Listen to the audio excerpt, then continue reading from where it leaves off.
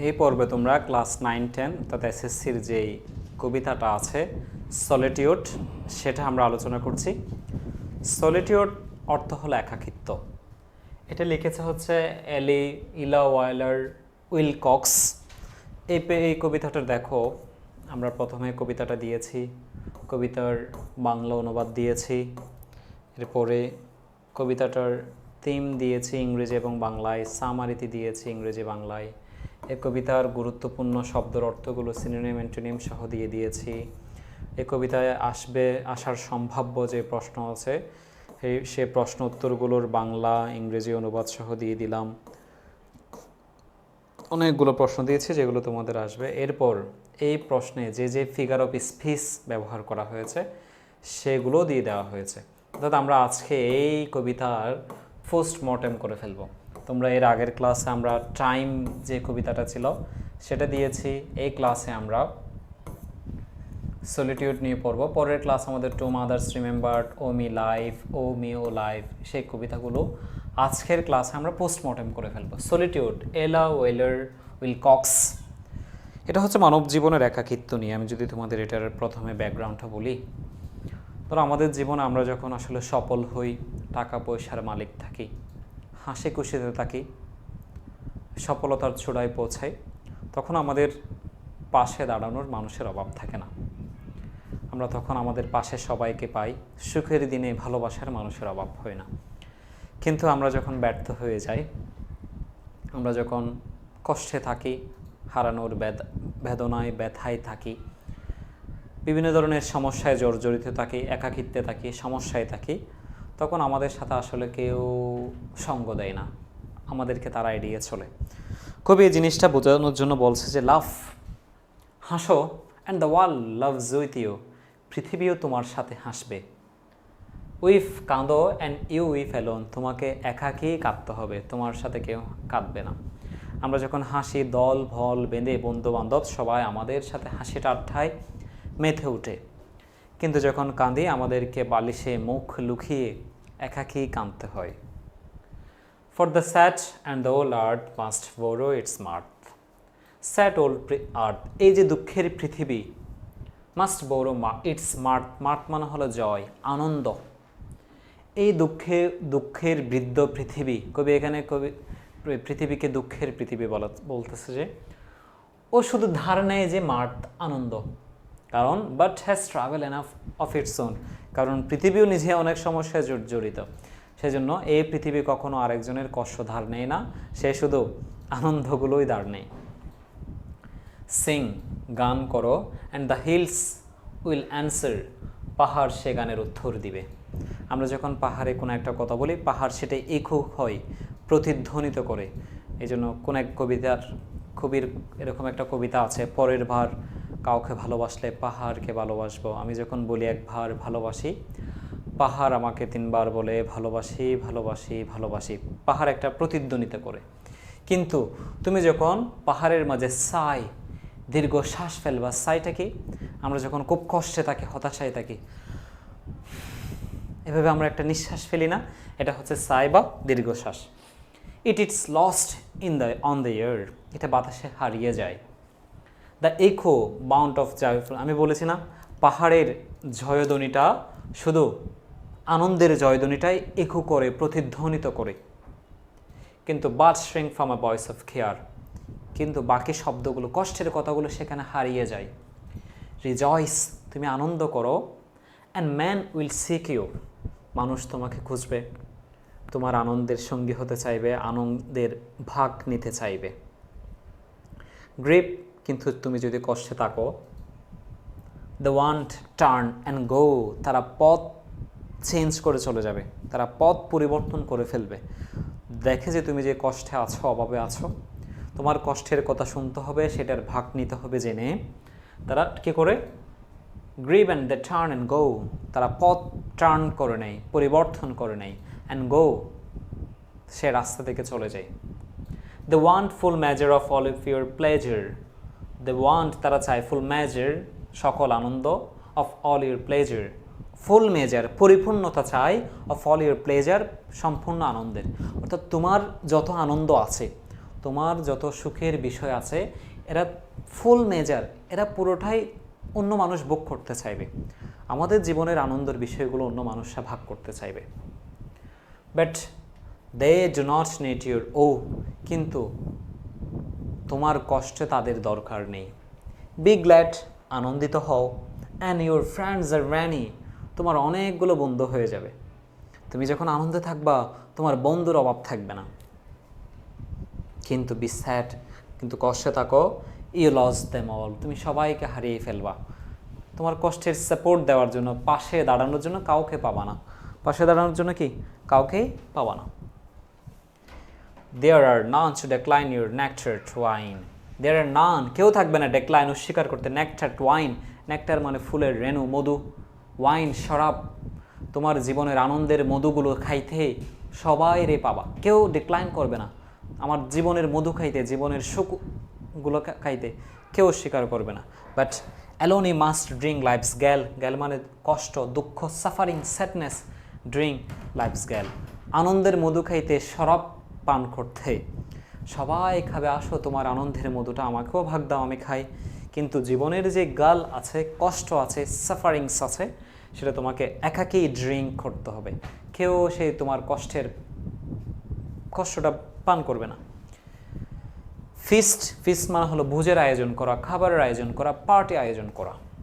And your halls are crowded, তুমি যদি খাবারের আয়োজন করো, ভোজের আয়োজন করো, পার্টি দাও, তোমার হলস আর ক্রাউডেড, হল ভর্তি মানুষ হয়ে যাবে।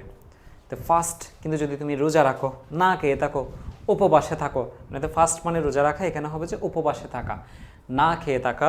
And the world goes by, পৃথিবী তোমার পাশ কাটিয়ে চলে যাবে। আচ্ছা, আমরা যখন দাওয়াত দিই মানুষকে, তখন অনেক মানুষ আছে না, এসে আমাদের দাওয়াতে অংশগ্রহণ করে খায়। আচ্ছা, পৃথিবী থেকে এমন কোনো দাওয়াত হয়েছে যে আমি খাবারের অভাবে খাইতে পারতেছি না, কষ্টে আছি, খাইতেছি না, তুমি আসো আমার সাথে উপোস থাকো? এরকম কি হয়? বা ওকে আসবে, তুমি যাকে দাওয়াত দিয়েছো উপবাসের দাওয়াত, সে কি আসবে নাকি গোজ বাই, পাশ কাটিয়ে চলে যাবে? এরপর কি বলছে? সাকসিড, সফল হও। অ্যান্ড গিভ, মানুষকে দান করো। And it helps you life, এটি তোমাকে বাঁচিয়ে রাখবে।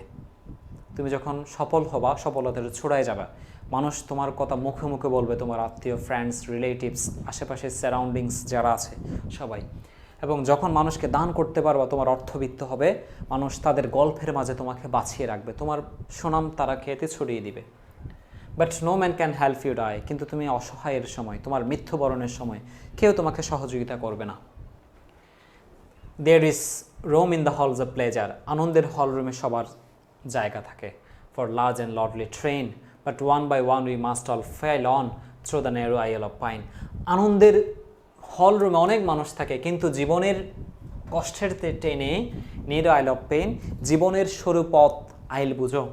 আমরা যে ছোটোবেলায় যে জমির পাড় দিয়ে হাঁটতাম না, জমির মাঝখানে আইল একেবারে সরু একটা রাস্তা ছিল। Through the narrow aisle of pain, জীবনের কষ্টের সরু পথ দিয়ে, must all file on one, তোমাকে একাকেই হাঁটতে হবে। এই কবিতার মূল বিষয়গুলো যদি আমরা দেখি, যে এখানে আমাদের কষ্টের সময় কেউ আমাদের পাশে থাকবে না, আমাদের আনন্দগুলোর ভাগাভাগি অথচ সবাই নিতে চাইবে। তুমি খাবারের আয়োজন করো, দেখবা যে সেখানে মানুষের অভাব হবে না। কিন্তু তুমি যখন না খেয়ে থাকবা, কষ্টে থাকবা, ব্যর্থতায় থাকবে, তখন সেখানে সাপোর্ট দেওয়ার মতো কোনো মানুষ পাবা না। কবি এই জিনিসটাকে বুঝিয়েছেন, আমাদের জীবনের চরম বাস্তবতা। তোমাদের সুবিধার্থে আমি এই কবিতার সহজ শুদ্ধ বাংলা অনুবাদ করে দিয়েছি। পাশাপাশি এই কবিতার থিম অনেক সময় প্রশ্ন আসে, যে তোমাদের যে পাস পেপারে প্রশ্ন বলবে যে ওরা এই কবিতার থিম কি বুঝিয়েছে। এজন্য এই কবিতার থিমটা আমি বাংলাতে লিখে দিয়েছি, আবার ইংরেজিতেও লিখে দিয়েছি। আনন্দ মানুষকে কাছে আনে, কিন্তু দুঃখ প্রায় মানুষকে একা করে দেয়। এটি সমাজের স্বার্থপর স্বভাবকে তুলে ধরে, যেখানে মানুষ সুখ চায় কিন্তু দুঃখ এড়িয়ে চলে, সত্যিকারের মানসিক সহায়তা বিরল, আর কঠিন সময়ে একাকিত্ব সঙ্গী হয়ে যায়। সামারি দেখো, কবিতার ইংরেজি সামারি দিয়েছি, বাংলা সামারি দিয়েছি, যেন তুমি এই কবিতাটা শুধু নিজে না, অন্যকে যেন পড়াইতে পারো। এই কবিতার পোস্টমর্টেম করে দিয়েছে আমি, অনেক কিছু তোমাদের জন্য অনেক কষ্ট করছি। ধরো তোমাদের 8টা প্রশ্ন আসবে কবিতা থেকে, 5টা প্রশ্ন থেকে 8টা কবিতা, 5টা প্রশ্ন আসবে, তোমাকে লিখতে হবে 5টা প্রশ্ন। আমি তোমাকে 5টা প্রশ্ন আজকে এমন সেরাভাবে পড়াবো যেন দুনিয়ার যত জায়গা থেকে প্রশ্ন দিক না কেন তুমি সেই 5টা প্রশ্নের উত্তর লিখতে পারো, অর্থাৎ কবিতার 5 পেপারের 10টা নাম্বার যেন তোমার নিশ্চিত থাকে। কবিতায় দেখা যায় কীভাবে মানুষের সম্পর্ক আবেগের অবস্থার উপর নির্ভর করে বদলে যায়। যখন তুমি আনন্দ থাকো মানুষ তোমার সুখে শরিক হতে বীর জমায়, কিন্তু যখন তুমি দুঃখে থাকো বেশিরভাগ মানুষ তোমাকে এড়িয়ে চলে ও একা রেখে চলে যায়। কবি ইঙ্গিত দেন যে সমাজ আনন্দ গ্রহণ করতে চায় কিন্তু দুঃখ এড়িয়ে চলে। শেষ পর্যন্ত কবিতাটি আমাদের মনে করিয়ে দেয় যে দুঃখের সময় আমাদের একাকিত্ব প্রায়শই অনিবার্য। এই কবিতাতে যেহেতু কিছু আননোন ওয়ার্ডস আছে, সেগুলোর অর্থ, parts of speech, synonym, antonym সব কিছু দিয়ে দিয়েছি, কত সুন্দর করে দিয়ে দিয়েছি। তোমরা আমাদের ইউটিউব চ্যানেল থেকে, মানিক্স ইংলিশ লাভার্সের ইউটিউব চ্যানেল, ফেসবুক পেজ থেকে এগুলো দেখে ফেলতে পারবা। তোমরা আরও খুব বিস্তারিতভাবে যদি আরও অনেকগুলো কবিতা যদি শিখতে চাও, পড়তে চাও, তোমরা আমাদের ইংলিশ লাভার্সের যে পেড বেসগুলো আছে এসএসসি ক্লাস 9-10দেরকে নিয়ে আমরা তো অসাধারণ করে কোর্সগুলো সাজিয়েছি। তোমরা যে কেউ আমাদের এই কোর্সে পড়তে হলে তোমাদের ইংরেজিতে A+ অবশ্যই নিশ্চিত থাকবে। এসএসসি দাখিল যারা এখন ক্লাস 9-10 আছো সবার জন্য কোর্সটা।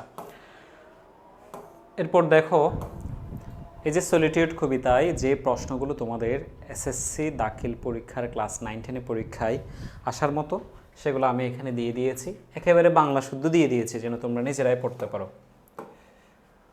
What happens when you laugh? কী ঘটে যখন তুমি হাসো? উত্তরটা কি? ওয়াইন ইউ লাভ, যখন তুমি হাসো, the world laughs with you, পৃথিবী তোমার সাথে হাসে। The world participates in your joy, পৃথিবী তোমার আনন্দে অংশগ্রহণ করে। শেয়ারস ইউর হ্যাপিনেস, তোমার সুখের সাথে অংশগ্রহণ করে। ওর বলছে what happens when you weep, কী ঘটে যখন তুমি কান্নাকাটি করো? ওয়াইন ইউ উইপ, যখন তুমি কান্নাকাটি করো, ইউ উইপ অ্যালোন, তুমি একাকেই কাঁদো। Your sorrow is a solitary experience not shared by others, তুমি একাই কাঁদো, তোমার দুঃখ কেউ কী করে না, শেয়ার করে না, ভাগাভাগি করে না। এরপর কি বলছে? Why does the earth borrow its mirth, কেন পৃথিবী শুধু আনন্দ ভাগাভাগি করে? The earth must borrow its mirth, পৃথিবী শুধু দুঃখ ভাগাভাগি করে বিকজ, কারণ it is a sad old planet, কারণ পৃথিবী একটা দুঃখময় পুরনো গ্রহ, কারণ পৃথিবীর অলরেডি অনেক দুঃখ। ওই বলো না, নিজের দুঃখে কষ্টে আছে, অন্যের দুঃখ দেখার পৃথিবীর সময় নেই। It has enough troubles of its own, পৃথিবীর নিজেরই অনেক সমস্যা আছে। How much trouble does the earth have, পৃথিবীর কত সমস্যা আছে। The earth has enough trouble of its own, পৃথিবীর নিজেরই অনেক সমস্যা আছে। What do the hills do you when you sing, তুমি গান গাইলে পাহাড় কী করে? ওয়েন ইউ সিং, তুমি যখন গান করো, দ্য হিলস উইল অ্যান্সার, পাহাড় উত্তর দেয়, the echo your joyful sound, তুমি গান গাইলে পাহাড় প্রতিধ্বনিত করে কি দেয়? সাড়া দেয়। তাহলে দেখো এই যে যেই কবিতাগুলোর প্রশ্ন গুরুত্বপূর্ণ সবগুলো আমরা এখানে দিয়ে দিয়েছি। আমরা এই কবিতা থেকে কমপক্ষে 50-60টা প্রশ্ন পড়ি, আমাদের যে পেড বেসগুলো আছে সেখানে। তোমরা যারা ভালো রেজাল্ট করতে চাও আমাদের সেখানে ভর্তি হয়ে যাবা। আমি তোমাদের কিছু ফিগার অফ স্পিচ নিয়ে কথা বলছি। দেখো ফিগার অফ স্পিচ সেটা কি, সেটা আমি তোমাদের প্রথমেই বলেছিলাম। পার্সনিফিকেশন, পৃথিবীকে মানুষের মতো হাসতে দেখা। বলেছিলাম কোনো বস্তুকে যখন ব্যক্তির গুণ দেওয়া হয়, পার্সনিফাই করা হয়, তাদেরকে আমরা ফিগার অফ স্পিচের পার্সনিফিকেশন বলি। কারণ পৃথিবী তো একটা বস্তু, কিন্তু পৃথিবী মানুষের মতো হাসে।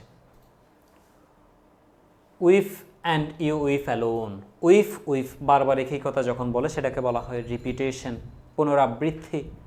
কেমন?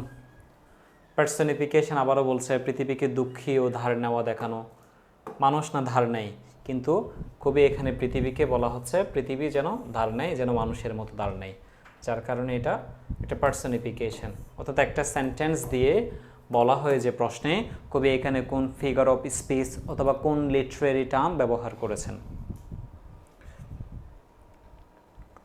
অনেক সময় এখানে ওরা আমাদের একটা চিত্রকল্প তুলে দিবে। সাই, দীর্ঘ শ্বাস ফেলো, it is lost in the air, দীর্ঘশ্বাস যেন বাতাসে হারিয়ে যায়, এটা ম্যাটাফোরও বলতে পারো, ইমেজারিও বলতে পারবা, ঠিক আছে? তাহলে দেখো এই কবিতার সলিটিউড কবিতার যা কিছু আছে সব কিছু আমরা আজকে বলে দিয়েছি। এর পরের ক্লাসে তোমাদের যে সবচেয়ে গুরুত্বপূর্ণ একটা ভয়ের কবিতা ও মি ও লাইফ, সেই কবিতা নিয়ে আমরা এরপরেই তোমরা আমাদের ক্লাসটা পেতে যাচ্ছ।